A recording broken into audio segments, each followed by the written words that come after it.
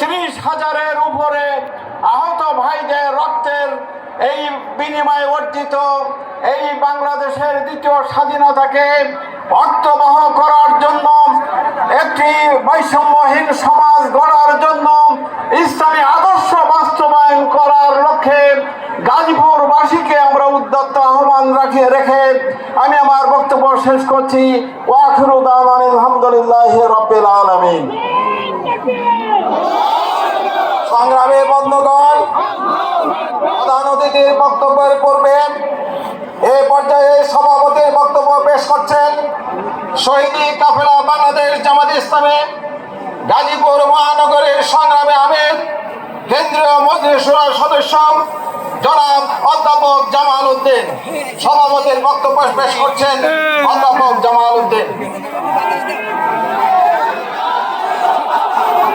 ইন্নাল হামদুলিল্লাহ ওয়াস সালাতু ওয়াস সালামু আলা রাসূলিল্লাহ ওয়া আলা আলিহি ওয়া সাহবিহি আজমাইন। বৈষম্য বিরোধী ছাত্র জনতার আন্দোলনের শহীদ আহতদের পরিবারের সঙ্গে সাক্ষাৎ এবং ওনাদের সঙ্গে উপহার প্রদান অনুষ্ঠানে সম্মানিত প্রধান অতিথি বাংলাদেশ জামাত ইসলামীর আমির ডাক্তার শফিকুর রহমান, যিনি বিশ্ববরণের রাজনীতিবিদ এবং ইসলামী আন্দোলনের নেতা। প্রিয় ভাই এবং বন্ধুগণ, গাজীপুর জেলা এবং মহানগরীর সম্মানিত সুধীবৃন্দ আজকের এই প্রোগ্রামে এসেছেন। আমি মহানগরীর পক্ষ থেকে আপনাদেরকে অভিনন্দন এবং কৃতজ্ঞতা জানাচ্ছি। আমি বলতে চাই, বাংলাদেশ স্বাধীন হয়েছে ৭১ সালে। সেই স্বাধীনতার সুফল জনগণ ভোগ করতে পারে নাই। শাসন করেছে, তারা দেশের মানুষের অধিকার ভুলণ্ঠিত করেছে। হত্যা, গুম, নির্যাতনের মাধ্যমে তারা দেশকে এক অন্ধকার পুরীতে পরিণত করেছিল। আয়না ঘরের মতো তারা ঘর তৈরি করে ঘুমের রাজ্য তৈরি করেছিল। প্রিয় ভাই এবং বন্ধুগণ, আসুন ৫ই আগস্ট যে দ্বিতীয় বিপ্লব, দ্বিতীয় স্বাধীনতা হয়েছে, এই স্বাধীনতাকে অর্থবহ করার জন্য জাতিকে ঐক্যবদ্ধ করতে হবে। ঐক্যবদ্ধ করতে পারলে দুনিয়ার কোনো শক্তি নাই এই জাতিকে পরাজিত করতে পারে। আমরা বিশ্বাস করি আমিরে জামাত ডাক্তার শফিকুর রহমানের নেতৃত্বে আগামী দিনের যে গণজোয়ার তৈরি হয়েছে, জাতিকে ঐক্যবদ্ধ করার জন্য যিনি অক্লান্ত পরিশ্রম করছেন, আমরা বিশ্বাস করি ওনার নেতৃত্বে আগামী দিনে জাতি ঐক্যবদ্ধ হবে এবং দেশে গণতন্ত্র, ভোটাধিকার, মানবাধিকার, ন্যায়ের শাসন এবং নিরপেক্ষ বিচার ব্যবস্থা প্রতিষ্ঠিত হবে। আল্লাহ রাব্বুল আলামিন গাজীপুরবাসী আজকে এখানে এসে এই গণসমাবেশে এসে আমাদের প্রধান অতিথিকে সম্মান প্রদর্শন করেছেন, তার জন্য আবারও কৃতজ্ঞতা জানিয়ে আপনাদেরকে আন্তরিক অভিনন্দন জানিয়ে আমার আলোচনা শেষ করছি। আসসালামু আলাইকুম ওয়া রাহমাতুল্লাহি ওয়া বারাকাতুহু। সংগ্রামী বন্ধুগণ, আজকের এই বৈষম্য বিরোধী শহীদ এবং আহতদের মত বিনিময় এবং সুধী সমাবেশে আজকের জনসমুদ্রে পরিণত হয়েছে। আজকের এই জনসমুদ্রে এ পর্যায়ে প্রধান অতিথির বক্তব্য পেশ করছেন শহীদি কাফেলা বাংলাদেশ জামাত ইসলামের আমিরে জামাত, আমাদের প্রাণপ্রিয় নেতা, বিশ্ব ইসলামী আন্দোলনের অন্যতম নেতা, মুসলিম ভারতের কণ্ঠস্বর, আমাদের প্রিয়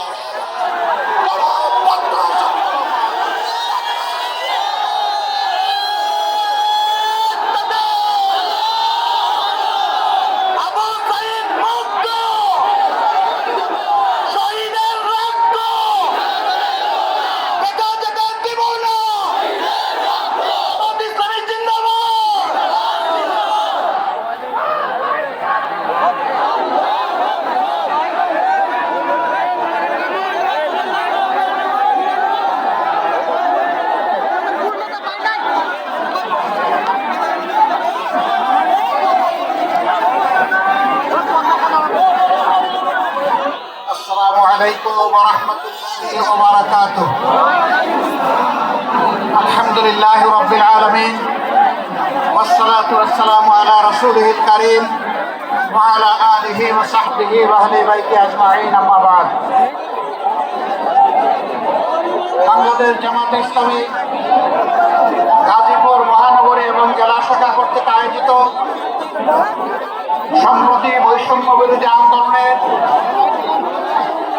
শহীদ পরিবার এবং আহতদের সাথে মত বিনিময় এবং সুধী সমাবেশের সম্মানিত সভাপতি, গাজীপুর মহানগরী জামাত ইসলামের সম্মানিত আমির, কেন্দ্রীয় মজলিসে শুরার অন্যতম সদস্য জনাব অধ্যাপক জামাল উদ্দিন, মঞ্চে বসা কেন্দ্রীয় নেতৃবৃন্দ, স্থানীয় নেতৃবৃন্দ, প্রিয় গাজীপুরবাসী, সাংবাদিক বন্ধুগণ, আসসালামু আলাইকুম ওয়া রাহমাতুল্লাহ। মহান রবের শুকরিয়া আদায় করছি। গতকাল পর্যন্ত মুষলধারে বৃষ্টি হয়েছে। আয়োজক বন্ধুরা আল্লাহর দরবারে চোখের পানি দিয়ে বলেছিলেন, আল্লাহ চোখের পানির ফুটা কবুল করে তোমার আসমানের ফুটাগুলাকে তুমি নিয়ন্ত্রণ করে নাও। আল্লাহ তাআলা তাদের ডাক কবুল করেছেন। অত্যন্ত সুন্দর একটি আবহাওয়া আল্লাহ আমাদেরকে উপহার দিয়েছেন, আলহামদুলিল্লাহ রাব্বিল আলামিন। আমি আমার আলোচনার সূচনায় 2009 সালের 10 জানুয়ারি আওয়ামী লীগ ক্ষমতায় আসীন হওয়ার পর থেকে 2024 সালের 4 আগস্ট পর্যন্ত, এমনকি 5ই আগস্ট পর্যন্ত দেশে আওয়ামী লীগ ঠান্ডা মাথায় যাদেরকে খুন করেছে, যাদেরকে গুম করেছে, আহত করেছে, পঙ্গু বানিয়েছে, তাদের সকলের প্রতি আমি গভীর শ্রদ্ধা নিবেদন করছি। জালিমদের হাতে যারা নিহত হয়েছেন, ঈমান নিয়ে দুনিয়া থেকে যারা বিদায় নিয়েছেন, দেশ এবং জাতির প্রতি ভালোবাসা, দেশপ্রেমকে পুঁজি করে যারা সমান্তরে লড়াই করে দুনিয়া থেকে বিদায় নিয়েছেন, মহান মনিবের দরবারে দোয়া করি আল্লাহ তাদেরকে মর্যাদাশীল শহীদ হিসাবে কবুল করুন। যারা আহত হয়েছেন, পঙ্গু হয়েছেন, মহান রব্বুল আলামিনের দরবারে দোয়া করি আল্লাহ তাআলা তাদেরকে সুস্থতার নিয়ামত দান করুন। দেশে প্রবাসে সমান তালে স্বৈরাচারের হাত থেকে দেশ এবং জাতিকে মুক্ত করার জন্য যারা লড়াই করেছেন, আমি আমার প্রিয় সংগঠনের পক্ষ থেকে, বাংলাদেশের শান্তিকামী মুক্তি পাগল জনগণের পক্ষ থেকে তাদের সকলকে অভিনন্দন জ্ঞাপন করছি। সম্মানিত ভাইয়েরা, সম্ভবত পর্দার আড়ালে মা বোনেরা আছেন। এই দেশ আমাদের সবার, এটি আল্লাহ তাআলার দান। এই দেশ দফায় দফায় সাগর সাগর রক্তের বিনিময়ে বারবার মুক্তির জন্য আহাজারি করেছে। 47-এ, 71-এ, আবার 24 সালে কোন জাতি আমি জানি না তাদের নিজেদের মুক্ত স্বাধীন অধিকারের জন্য এত রক্ত এত দফায় দিয়েছে কিনা আমি জানি না। আল্লাহ তাআলার দরবারে দোয়া করি আল্লাহ তাআলা এই জাতির লড়াকু এই সৈনিকদের সমস্ত ত্যাগকে কবুল করুন। সমান তালে যুদ্ধ করেছে নারীরা, পুরুষরা, যুদ্ধ করেছে 1.5 মাসের শিশুরা। 24 তারিখ যে নূতন স্বাধীনতা বাংলাদেশের মানুষ লাভ করেছে, তার মাত্র 2 দিন আগে উত্তরায় এক মা 1.5 মাসের শিশুকে কুলে নিয়ে তিনি রাস্তায় চলে এসেছিলেন। তিনি সামনে বুক পেতে দাঁড়িয়েছিলেন। সাংবাদিকরা বলেছে, মা তুমি সরে যাও, তোমার এই কচি বাচ্চাকে নিয়ে তুমি এখানে দেখো না। সে বলেছে, আমার তো কোনো বড় বাচ্চা নাই, আমার পরিবারে তাইলে কি কোনো শহীদ হবে না? আমি এই বাচ্চা নিয়ে শহীদ হওয়ার জন্য এখানে এসেছি। আমি আমার এবং আমার বাচ্চার স্বাধীনতার বিনিময়ে জাতি মুক্ত হয়েছে, স্বাধীন হয়েছে, আমি দেখতে চাই। আল্লাহু আকবার, আল্লাহু আকবার। জাতির মধ্যে এই ধরনের মা সৃষ্টি করেছেন, আমরা দোয়া করি আল্লাহ তাআলা সেই জাতির মায়েদের পেট থেকে সন্তান সৃষ্টি না করে আল্লাহ যেন যোদ্ধা সৃষ্টি করে দেন। সম্মানিত ভাইয়েরা, অতীতের বঞ্চনা কষ্টের দিকে ফিরে যাব না, এর সাক্ষী দেশের জনগণ এবং সারা বিশ্ববাসী। আমরা শুধু এটুকু বলি, এর থেকে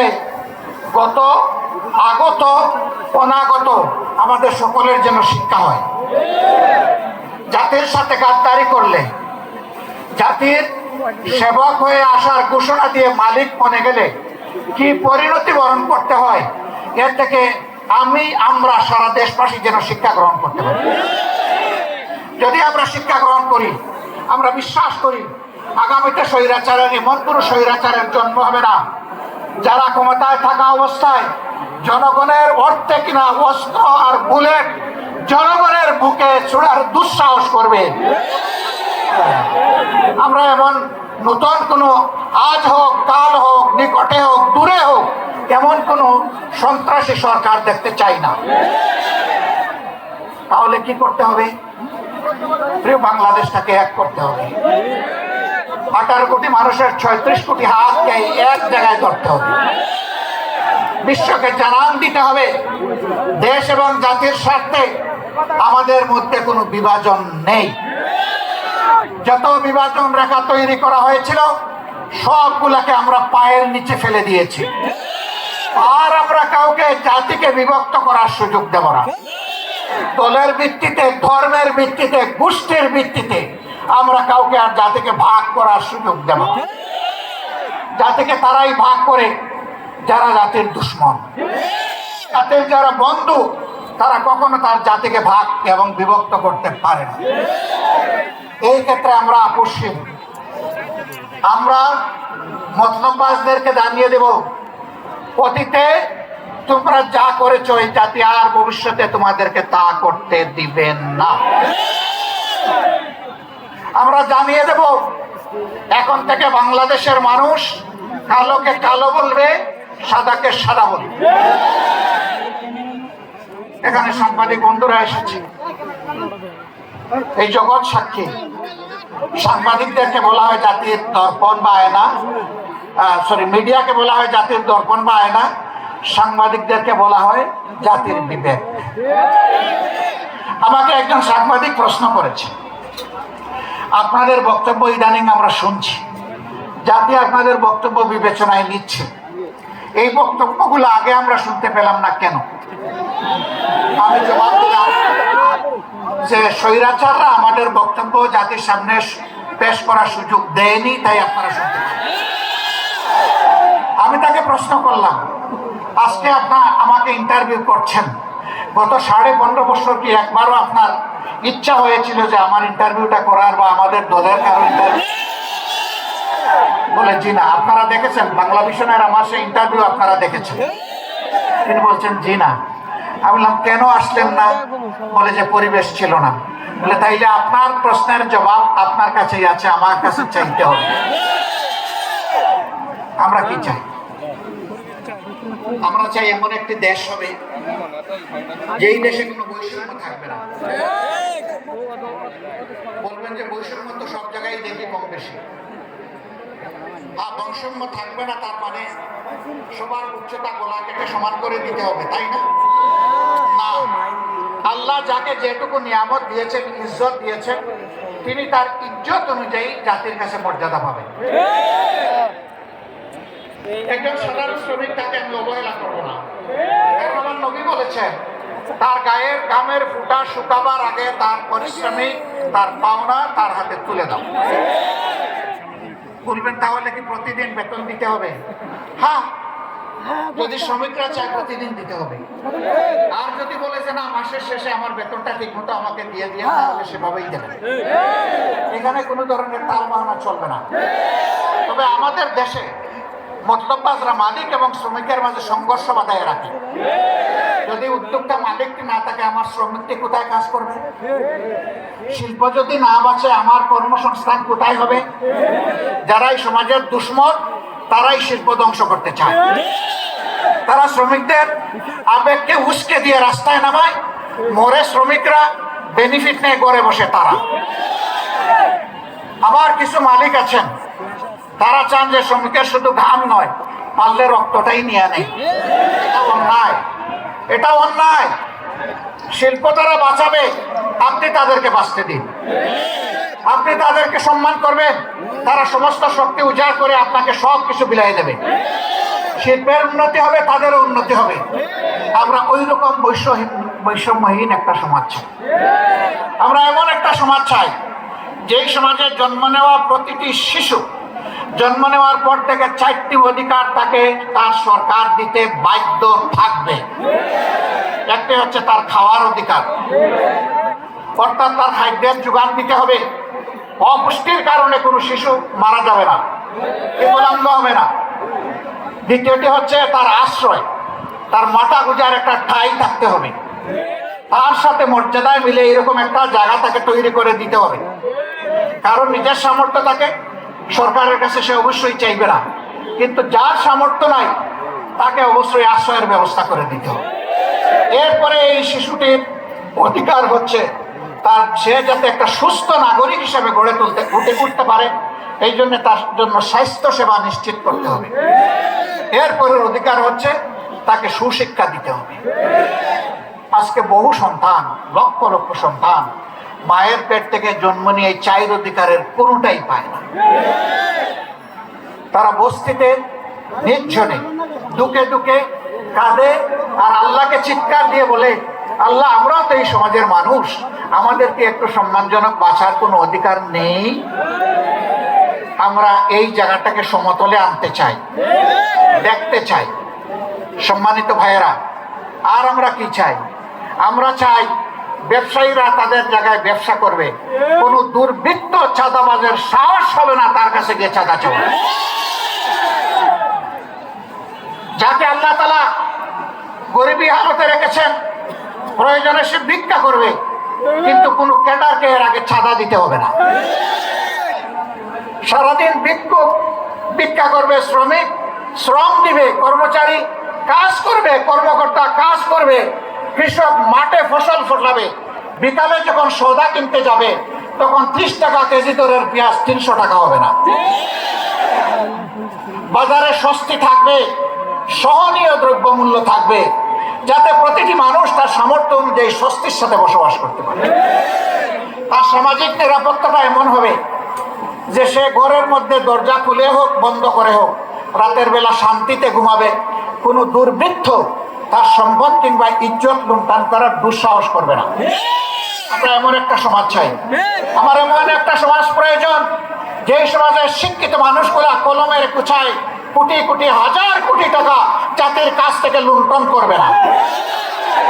কলম হাতে নিয়ে কলিজা তার থরথর করে কাঁপবে, আল্লাহ আমার হাতে কলম তুলে দিয়েছেন, এই কলমের জায়গায় আমি যদি বেইনসাফি করি, ইয়াউমাত তালাকে মুলাকাতের দিন আদালতে আখিরাতে আল্লাহ আমার কাছ থেকে কড়ায় গন্ডায় হিসাব নেবেন আর আমার জায়গা হবে জাহান্নাম। এই অনুভূতি নিয়ে রাষ্ট্রের, সমাজের প্রত্যেকটি শিক্ষিত কর্মচারী, কর্মকর্তা, ব্যক্তিটি তার দায়িত্ব পালন করবে। আমরা এখন কি দেখি? নির্বাচনের আগে যিনি এমপি ক্যান্ডিডেট তিনি পায়ে ধরে বলেন যে আপনারে আমার বাবার মতো লাগে। আরে পায়ে ধরতেছেন, হুশ নাই কারে ধরতেছেন, হয়তো তিনি তার ছেলের বয়সী। বলতেছেন যে আপনার বাড়িতে আসি, আপনার সাথে পরে কথা বলবো, আসেন আপনার বাবার কবরটা আগে জিয়ারত করি। এই লোকটা বলতেছে আস্তাগফিরুল্লাহ, আমার বাবা তো এখনো জীবিত আছেন, আপনি কবর পাবেন। নির্বাচনে গিয়ে সময় গিয়ে বলে যে আপনারে আমার মায়ের পেটের ভাইয়ের মতো লাগে দেখতে। নির্বাচন চলে গেলে বলে তুমি কে বেটা, শালার বেটা, এখান থেকে পালাও। এখানে আসছো কেন? কিভাবে আসছো? কে তোমাকে আসতে দিল? ওর তো এখন জান বাহির হওয়ার উপক্রম। আমরা ওই রকম ভণ্ড রাজনীতিবিদ চাই না, আমরা চাই উমরি শাসন। রাতের বেলা উমরের সবাই ঘুমাবে তার রাজ্যে, তিনি খলিফা, তার ঘুম তিনি জনগণের জন্য আল্লাহর কাছে ওয়াকফ করে দেবেন। রাস্তায় বের হয়ে দেখবেন তার রাজ্যের নাগরিকরা কে কোন কষ্টে আছে, খুঁজে বের করে পরের দিন সকালে নিজেই তার সমাধান দিবেন হাতে তুলে। আমরা সেই রকম শাসক চাই, গ্রামের মেম্বার থেকে শুরু করে পার্লামেন্ট মেম্বার পর্যন্ত, পিয়ন থেকে শুরু করে বঙ্গভবনের প্রেসিডেন্ট পর্যন্ত ওই রকম পদাবির ও দায়িত্বশীল শাসক চাই। এই শাসক হলে আপনারা কি মন খারাপ করবেন? এরকম শাসক চাইলে আমরা সবাই চাই, কিন্তু সবাই চায় না। গরম ভাতে বিড়াল বেচায়। গরম ভাত হলে মালিকের ভালো লাগে খাইতে, কিন্তু বিড়ালের যে মুখ পুড়ে। যারা মতলববাজ, লুবি, লুটেরা, তারা এটা চাইবে না। বলবে যে তারা কারা? তারা আপনাদের সমাজের লোক। এই সমাজ থেকেই আপনাকে বাছাই করে নিতে হবে। আল্লাহর আসমান থেকে আল্লাহ ফেরেশতা পাঠাইয়া এমপি এবং গ্রামের মেম্বার বানাইয়া দিবেন না। এই মানুষের মধ্য থেকে আল্লাহ চান যে মানুষের সমাজে শৃঙ্খলা বিধানের জন্য, ন্যায় বিচার কায়েম করার জন্য আল্লাহ কাউকে না কাউকে দায়িত্ব দেবেন। এখন আদালতে বসে আমাকে মাফ করবেন, আমি কাউকে কষ্ট দেওয়ার জন্য বলছি না, বাস্তব অবস্থার জন্য বলছি। আদালতে বসে একজন বিচারক যদি ঘুষ খান, আদালতে বসে কোনো বিচারক যদি বলে আমি শপথবদ্ধ রাজনীতিবিদ, তাহলে তার কাছে কি ন্যায় বিচার পাওয়া যাবে? যাবে না। আমরা কোনো শপথবদ্ধ রাজনীতিবিদকে আদালতের বিচারক হিসাবে দেখতে চাই না। একজন সরকারি কর্মকর্তা কর্মচারী, তিনি রাষ্ট্রের সেবক, কিন্তু দল গোষ্ঠী কিংবা ব্যক্তির সেবক নয়। আমরা এমন কোন কর্মকর্তা কর্মচারী আগামীতে দেখতে চাই না যে যাদেরকে বাধ্য করা হবে রাষ্ট্র জনগণ বাদ দিয়ে গোষ্ঠীর পূজা করার জন্য। এমন একটা দেশ আমাদের সকলের কামনা, সেই দেশটা আমাদেরকেই গড়তে হবে ইনশাআল্লাহ।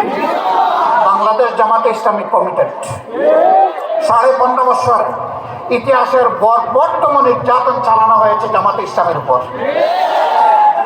1-2 করে 11 জন শীর্ষ নেতাকে হত্যা করা হয়েছে, জুলুম করে বিচারিক হত্যাকাণ্ড ঘটানো হয়েছে। তার সর্বশেষ দুঃখজনক ঘটনার শিকার হয়েছেন আমাদের কলিজার টুকরা আল্লামা দেলাওয়ার হোসেন শহীদ আমিরে জামাত মওলানা মতিউর রহমান নিজামী থেকে শুরু করে অধ্যাপক গোলাম আজম রাহিমাহুল্লাহ থেকে শুরু করে যাদেরকে হত্যা করা হয়েছে, আমরা দেখতে চাই এই জগতে সেই হত্যাকারীদের বিচার হয়েছে। হত্যার পরিকল্পনাকারী, মাস্টার মাইন্ড, হত্যা বাস্তবায়নকারী, আদালতে বসে যারা দুষ্ট রায় দিয়েছে তারা, যারা মিথ্যা সাক্ষী দিয়েছে তারা, ইনভেস্টিগেশন করতে গিয়ে যারা নাটক বানিয়েছে তারা, এদের কেউ যেন সেই অপরাধ থেকে রেহাই না পায়। সম্মানিত বন্ধুগণ, শুধু কি আমাদের নেতৃবৃন্দকে আর কর্মীদেরকে হত্যা করা হয়েছে না, এরা গোটা জাতিকে হত্যা করতে চেয়েছিল। সেনাবাহিনীর 57 জন কমিটির চৌকস দেশপ্রেমিক অফিসারকে নির্মমভাবে ক্ষমতায় আসার মাত্র 2 মাসের ভিতরে হত্যা করা হয়েছে। পিডিআর বাহিনীকে ধ্বংস করা হয়েছে, নিজেদের ক্ষমতায় যাওয়ার সিঁড়ি হিসেবে তাদেরকে বলির পাতা বানানো হয়েছে। এই সবগুলার বিচার চাই। নিরীহ মানুষগুলো যারা জেলে বন্দী আছে তাদের সবার মুক্তি চাই।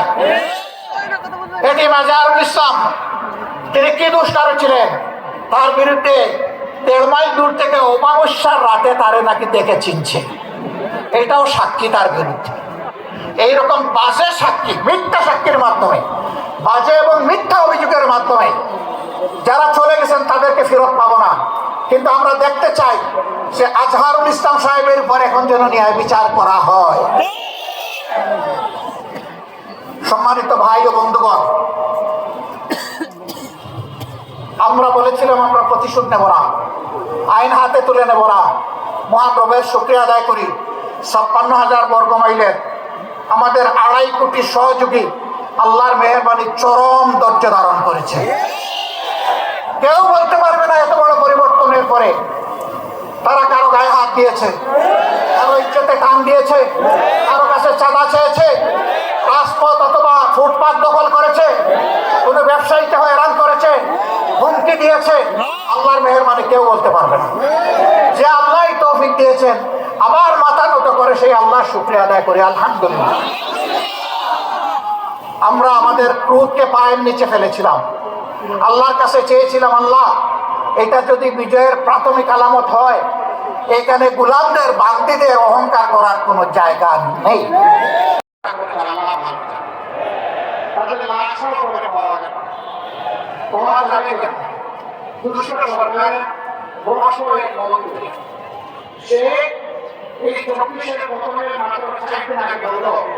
বাড়াবাড়ি করবেন না, এর ফলে 5 মিনিট 7 বছর ভুলে যাবেন না।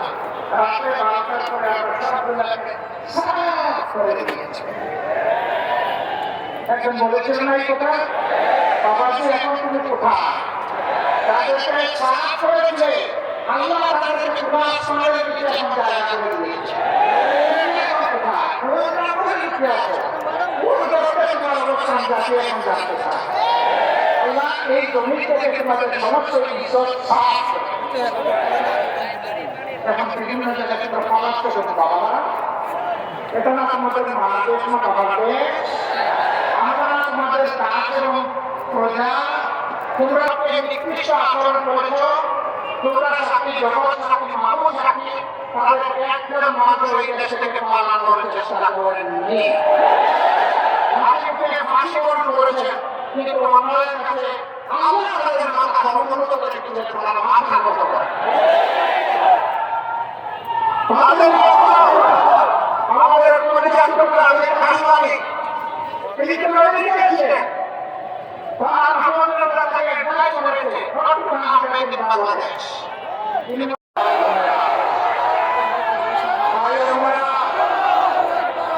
যারা অপরাধী, এই অপরাধে আমি হলে আমি আমার চাই, আমি ন্যায় বিচার চাই। আমি যদি ফাঁসির উপযুক্ত কোনো কাজ করে আমাকে ফাঁসি দেওয়া হোক, আদালতে ন্যায় ব্যবস্থা কোনো বিচার চাই না, কোনো দুর্নীতিকে আদালতের চেহারা আর দেখতে চাই না।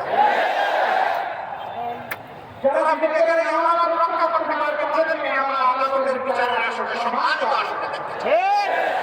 যারা কারো মুখের থেকে তাকায় কোনো বিচার করে না,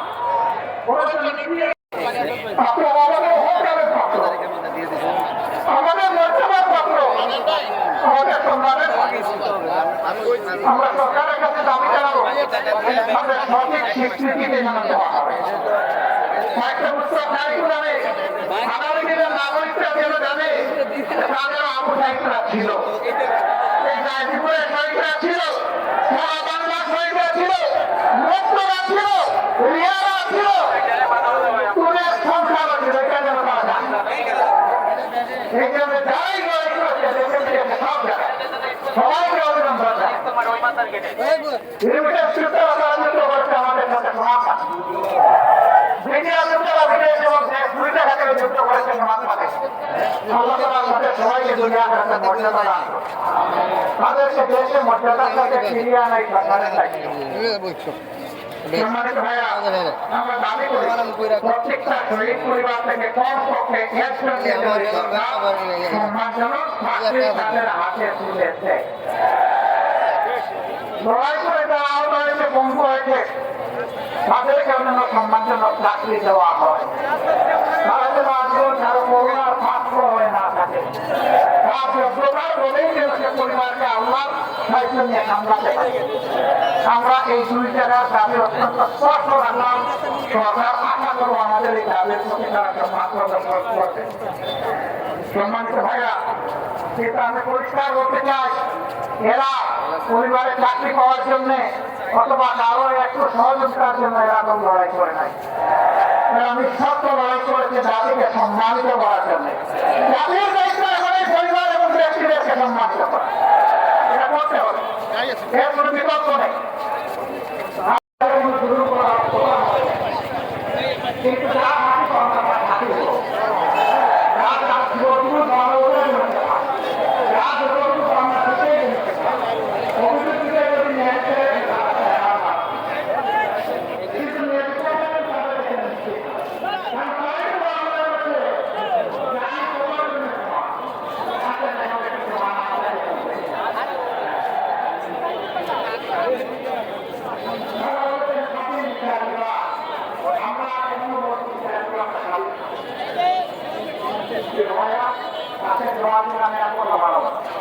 আমি শুধু আপনাদের একটা কথা বলবো যে এত একটা সুবিধা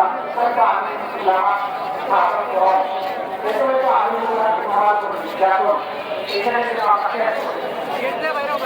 আমরা কাজে আমরা যদি এটাকে অ্যাকসেপ্ট করে সামনে এগিয়ে যেতে পারি, বাংলাদেশ সরকারটা এরকম একটা দেশ করতে এই দেশ করতে আমরা অমর আন্তরিক ভালোবাসা দোয়া সমর্থন করে এই কথাগুলো আপনারা ঘরে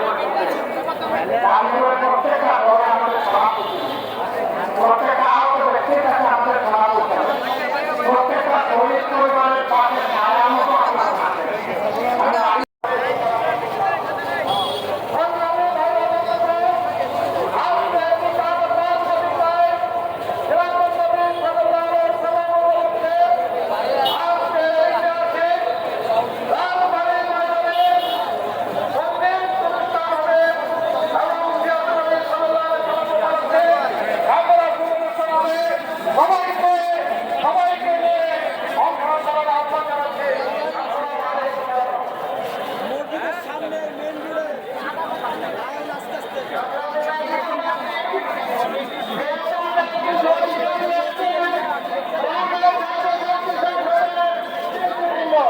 কবর